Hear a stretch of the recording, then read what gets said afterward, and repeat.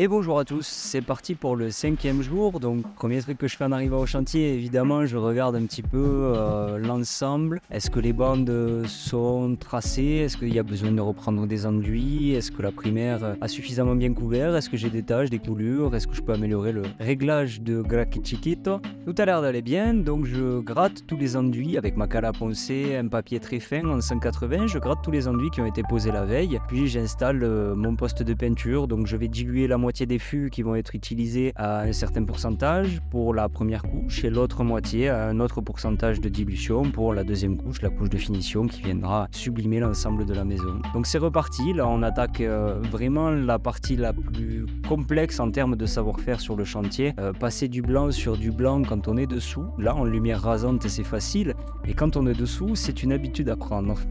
J'ai promis aux clients de leur passer le garage en peinture s'il me restait un petit peu de peinture à l'arrivée du chantier. C'était pas prévu, c'est pas chiffré, mais ça fait plaisir avant de le remplir de tout un tas de choses du déménagement, d'avoir un garage peint, donc ça me fait plaisir de leur mettre ça en peinture pour qu'ils soient un peu plus tranquilles après par la suite. Je n'ai pas filmé la dernière couche dans les chambres, je voulais filmer juste dans le salon, mais là ce que vous voyez c'est un petit moment de bonheur, c'est la finition avant la finition. Je suis le premier à voir ça, je sais quelle tête va avoir la maison après au séchage, le plaisir de découvrir les menuiseries quand elles ont été bien masquées. Je vous garantis que c'est quelque chose que chacun devrait pouvoir vivre sur son logement.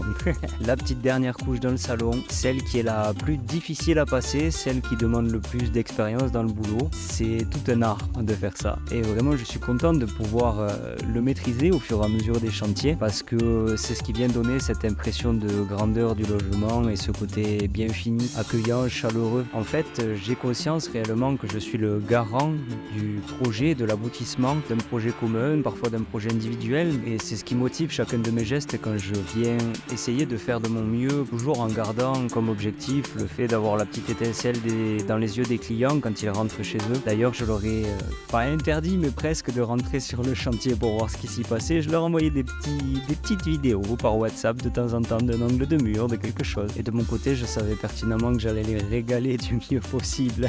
La peinture a commencé à bien se tendre, à bien tirer, à bien sécher. Avec l'habitude, je vois qu'il n'y a pas de manque, que je n'ai pas de souci de charge de peinture sur le dernier feuille, même si j'ai par précaution laissé Gracchi Chiquito en pression et je pourrais à tout moment faire quelques reprises à droite à gauche. Mais là, de prime abord, tout paraît parfaitement posé. En ce qui concerne la tarification au niveau de ces deux couches de finition, elle dépendra majoritairement de la complexité de la mise en œuvre. Par exemple, une cage d'escalier qui pourrait être difficile d'accès, mais comptez en moyenne 9 € du mètre carré.